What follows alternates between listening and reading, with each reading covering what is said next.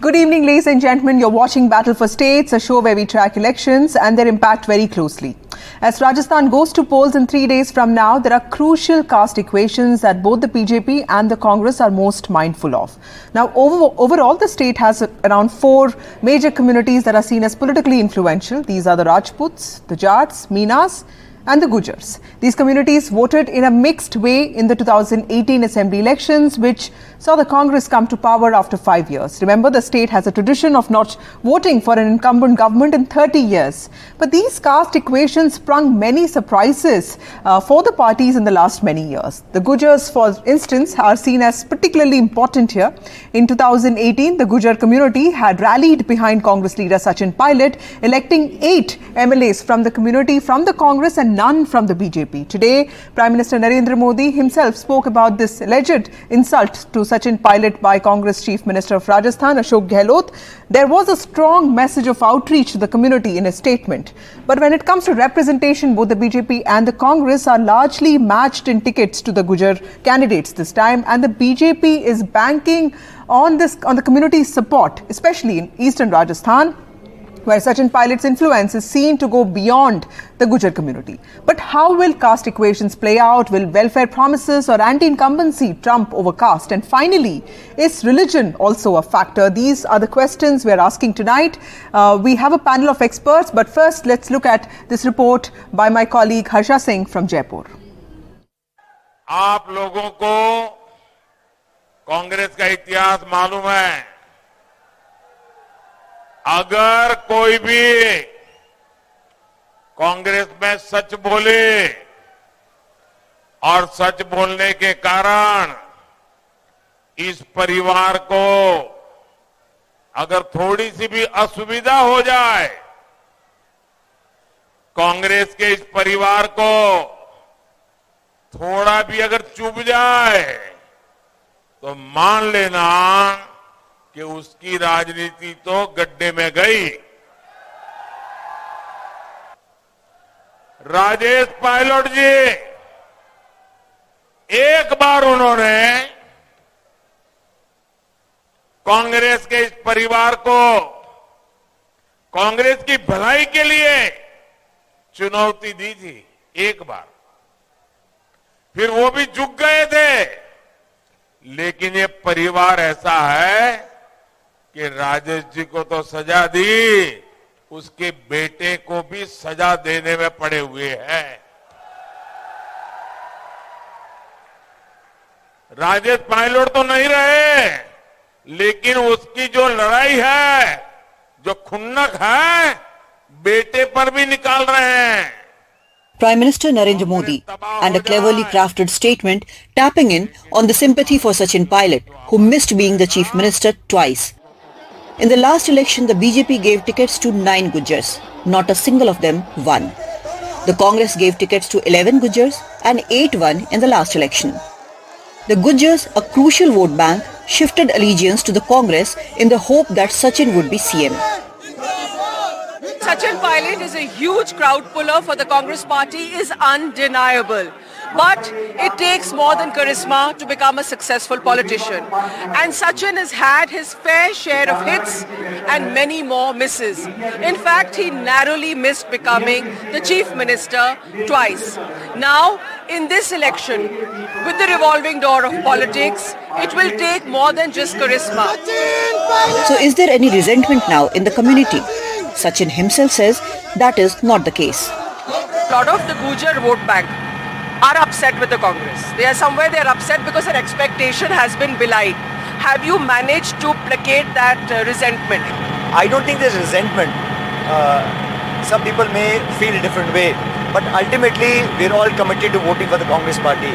And it's not just one community, it's all large communities, all religions must come together, and only then can you secure a mandate.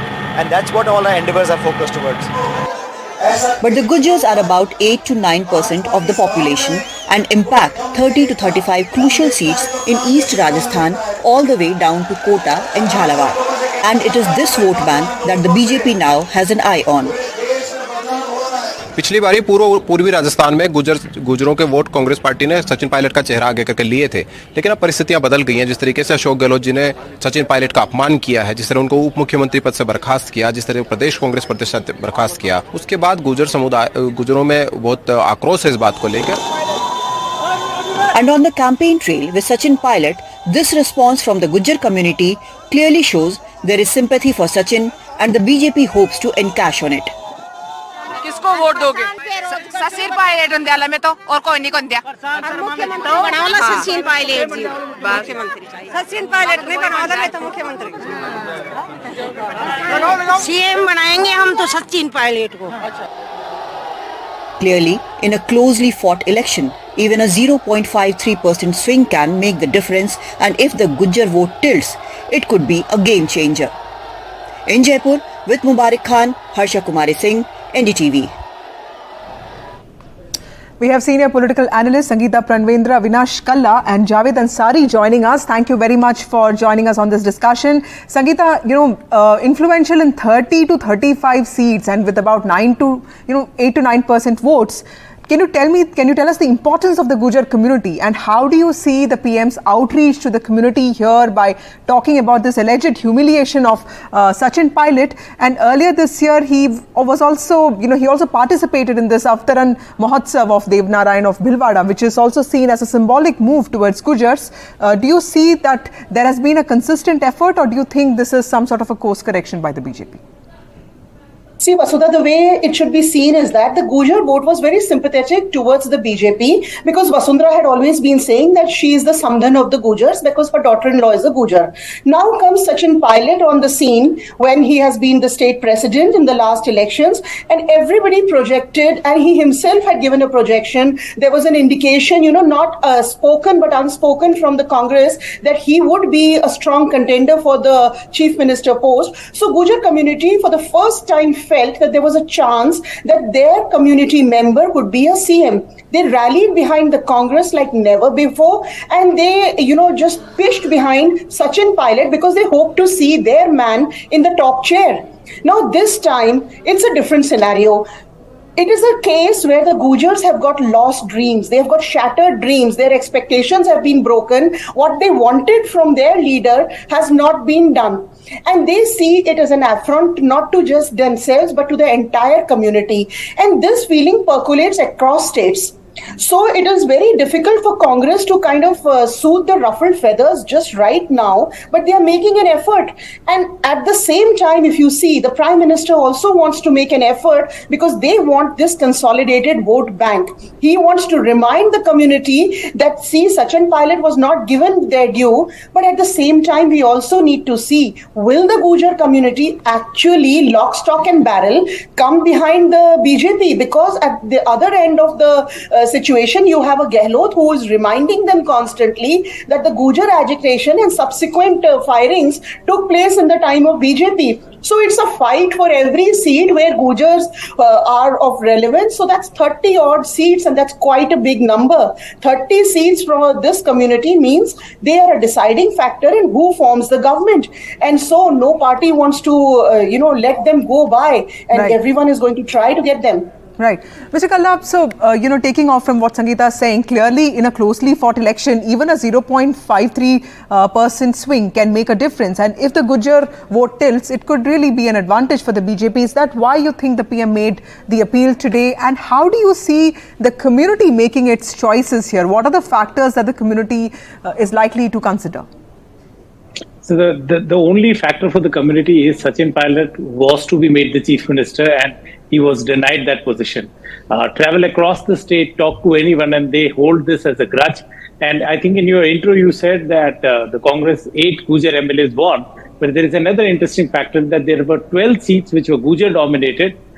The BJP fielded a Gurjar candidate and the Congress fielded a non-Gurjar candidate. But it was Sachin Pilot's craze that all the 12 BJP candidates were defeated.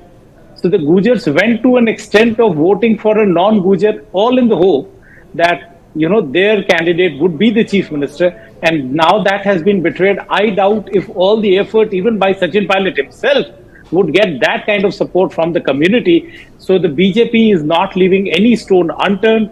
Another factor, Vasudha, you should see that while the Prime Minister has reached out to the community today.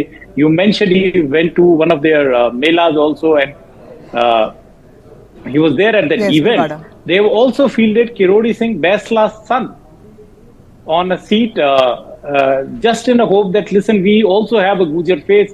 There is a leader's son out there. So everything that they could do, they want to consolidate on this thing, because Eastern Rajasthan mark it that is the only region that will make or break the elections.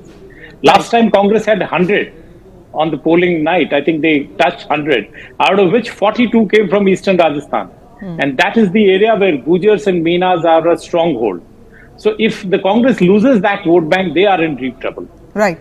Mr. Ansari, you've tracked the Congress and Indian politics for so long. How do you see this, sir? Especially Sachin Pilot factored in Rajasthan elections this time. And like both Mr. Kalla and Sangeeta were saying, that elections are different this time, like they are every time. But this rebellion that Sachin staged in 2020, clearly the shadow of it is still on the Rajasthan Assembly polls.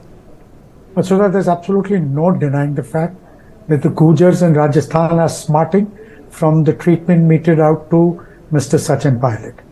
Yes, the Congress has in the last couple of months tried to paper over those differences, and Sachin himself is making an extra effort. But it will take a lot of doing, and it will take a lot on the part of the Gujars to forgive and forget the way Mr. Pilot was treated by Ashok Gehlot. So the last time the Congress came to power riding on the back of this overwhelming support, this time the best case scenario for them would be, even if they can make a 50-50 division of the Gujar vote. Even that, I'm not so sure will be enough to help them regain their government in Rajasthan, because there is a history. The Gujars have traditionally voted BJP, but because the Congress held out hope that Pilot would become the chief minister, they changed tack. Now, with the way Pilot was treated, like I said earlier, the Congress has a mountain to climb, and it looks very difficult as far as the Gujar vote is concerned. And overall in Rajasthan, the picture doesn't seem to be very rosy for the Congress party. Right. Sangeeta, the eastern belt, of course, like Mr. Kalla was saying, forms the crucial region of Rajasthan, which is where probably the fight is. It's known for the dominance of Meena and Gujar votes. And the Shekhawati and the Marwar belt is, of course, known for the Jat votes. The Meenas, of course, when they rejected Kirori Lal Meena, it was quite surprising. Now you have someone like Hanuman Beniwal representing the Jats. He's seen as a big leader. But tell us, how do you see the emergence of these community leaders? What kind of influence do they have on the state that's never known to actually vote for an incumbent? See, Vasudha, these are communities. Yeah. Vasudha, these are communities that just rally behind their own community. Right. Mr. Kalla, Mr. Kalla, would you like to take that question? See, I will say that these communities in Rajasthan, what is very peculiar is that all the regions, be it Shekhawati or Marwar or Mewar, have had their own leaders. They have their own faces, and each community time to time comes out with a new leader. So Hanuman Beniwal, if you look at the Jat vote that you were talking about, at the beginning of this election year, all the three parties, Congress, BJP and RLP, that is the local homegrown third party, had a Jat supreme leader, has a Jat president. Now BJP took the Jat leader out, and that angered a lot of Jat vote. Now the Congress still has a Jat leader, and Hanuman Beniwal, like it or not, after the dominance of the Ola family or the Mirza family, is the only leader who commands a vote. He can swing that kind of a vote. So if you look at the kind of seats that he fought last time, which was his debut, he won 3 seats. He came second in 2, but there were 23 seats in which he was number 3, and he made the difference between win and loss. So Hanuman Beniwal did cost the BJP close to 17 seats in the last election, and he costed the Congress 6 seats. So that is how much power that they have. So what Hanuman does is that he has a Jat vote bank, and he ties up with another community, and in that particular area, his candidate gets a lot of support, and they are able to garner 30,000 plus votes in many of the states. So these are leaders, and it all depends who will be matched by whom. And their significance is such, Vasudha, that in the last Lok Sabha election, the BJP left 1 seat for Hanuman Beniwal to make sure that the Jats that he commands remain in the fold of the BJP, and elsewhere they get that support. Right. Sangeeta, how do you see the the play out of Jat politics? Because even Prime Minister Narendra Modi's rallies around Nagaur and Bharatpur were planned, keeping in mind the Jat community, which is also believed to sway the polls. He also spoke about the reservation that BJP gave them. So, and of course, Jyoti Mirda's candidature, like Mr. Kalla was pointing out. How do you see the BJP balancing both Jat and Gujar votes, and of course, along with the Meena votes? See, if you will notice this time's election campaign, you will see for the first time it has been the Prime Minister who has mentioned that the BJP gave reservation to the Jats.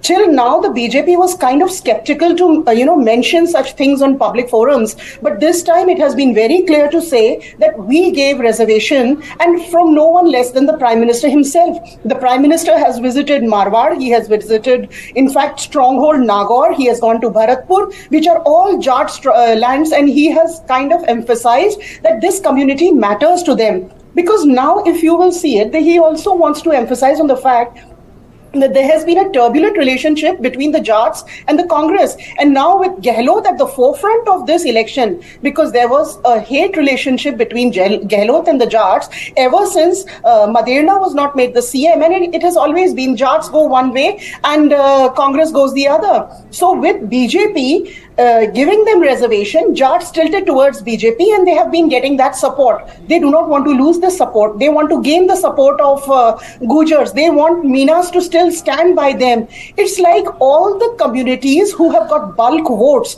they matter to BJP, because this time BJP does not want to lose out with a margin of a few thousand. And Jats have this tendency. They have very categorically stated Jats vote and Jats daughter goes only to a Jat.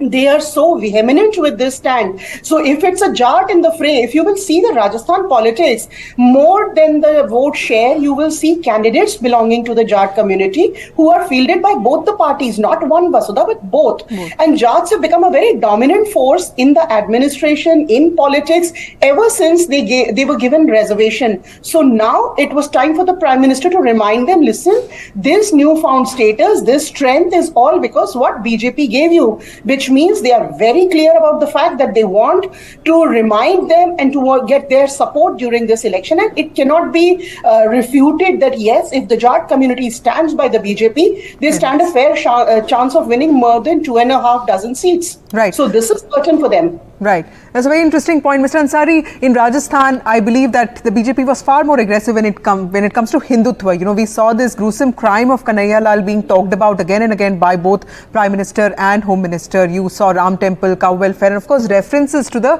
PFI being made, blaming the Congress for being soft on terror. Do you think that this Hindutva pitch by the BJP is sort of like, is also to ensure that the caste factor, the divisiveness of caste does not get play out? And do you think it can succeed for the BJP? Look, polarization, all anecdotal evidence from the ground seems to suggest that it's a very polarized polity as far as Rajasthan goes. And and as far as the BJP, this forming a very critical part of the BJP's campaign is concerned, this shouldn't surprise anybody. Hindutva is the foundation on which everything else is built. Labharti schemes, leadership, formidable financial and organizational strength, etc., etc. But this is the foundation, and this is a template which you will see wherever the BJP is a contender for power. The BJP has a strong presence. The BJP pushes this line. BJP is a party which fights for every blade of grass. So if they feel that there is an advantage that can come their way by pushing a certain issue, they will push it. Whether it is religious, whether it is denominational, whether it is identity politics, whatever the issue, the BJP will very cleverly raise this, focus on it, and then they have the organizational muscle, they have the organizational wherewithal to convert this into votes. So right. There is absolutely no denying what you said. Right. Mr. Kalla, last word from you. Do you think Hindutva or welfare, are they potent enough to take on a factor like caste in Rajasthan this time? Hindutva is something that is certainly gaining ground. You could see it if you go out to the rallies that are there of let's say the Prime Minister or Yogi Adityanath, you could sense it with the people that yes, Hindutva is something that is going to add something to the BJP, and it is something because, when it comes to welfare, Vasudha, Ashok Gehlot has put out a welfare kind of schemes and the BJP has matched it. Scheme by scheme, there is something that they have matched. It's only the old pension scheme that the BJP has not been able to match. So on welfare count, they are almost equal in presenting that we too will guarantee you the same thing. Hindutva, I think, appealing to the core vote bank of Hindus is something that would give them an advantage in this election. And you could see the way last 2-3 days the campaigning is going, the way Yogi Adityanath is going out and dishing Ram Mandir tourism to the Rajasthan people is something to be seen. Everywhere he goes, he says, elect a BJP MLA, he or she will book a train ticket to Ayodhya and post 22nd January, I will be there hosting you all. Right. So Hindutva is a plank that they are pushing on just to gain that extra mile. Right. Thank you, Mr. Kalla. Thank you, Mr. Ansari. And thank you, Ms. Pranvendra, for joining us. That was a panel of experts on the interplay of caste and religion as important factors in the upcoming Rajasthan polls. The state votes on the 25th of November.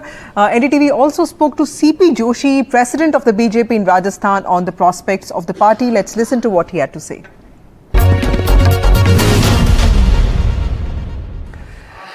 Rajasthan में जो चुनावी जंग है एक तरह से चरम पर पहुंच रही है, पीक कर रही है। और मेरे साथ है CP Joshi, BJP president, Rajasthan के बीजेपी के अध्यक्ष हैं। सीपी सर, शुरू में जब आप आए थे तब बहुत खींचतान थी पार्टी के अंदर, पर आपने कैसे मैनेज किया? क्या आपका ये जो विनम्र स्वभाव है इसकी वजह से सब लोग कोऑर्डिनेशन से काम करने लग गए? देखिए, मेरी कोई महत्वाकांक्षा नहीं थी।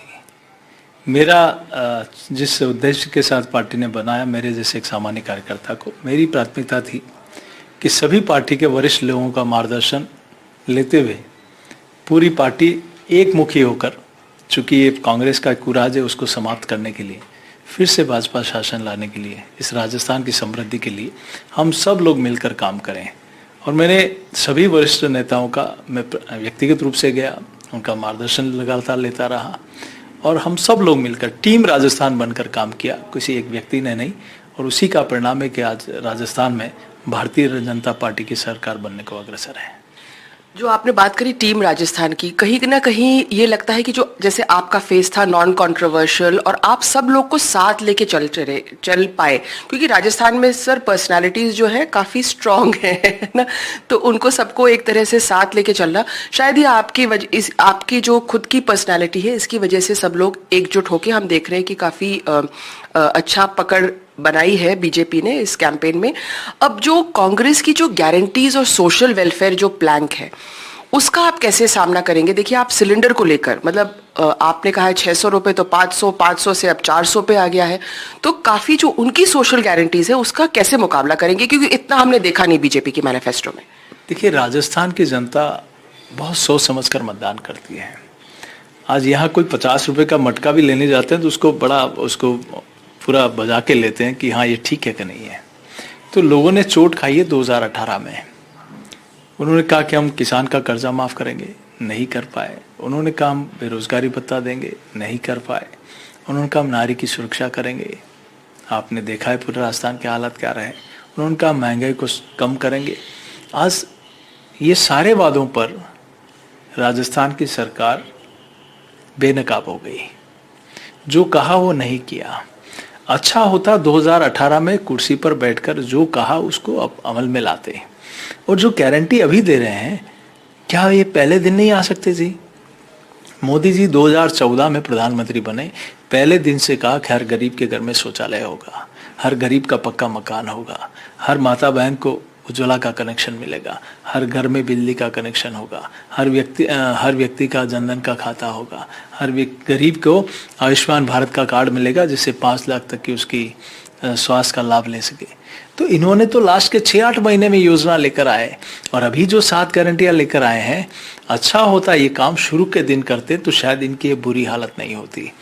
विश्वास, आप एक एग्जाम्पल देता हूँ मैं, जिस प्रकार से बेरोजगारी भत्ता और किसान का कर्ज माफ नहीं किया, वैसे ही मोबाइल देने की घोषणा इन्होंने 4 साल पहले की थी कि हम मातृशक्ति को मोबाइल देंगे। चुनाव के वक्त शुरू किया, अलाउंस 1,40,00,000 का किया, फिर कहा हम 40 लाख को देंगे, दिया 17 लाख को, फिर 15 अगस्त 2023 को फिर घोषणा की कि जिनको नहीं दे पाए उनको गारंटी कार्ड देंगे।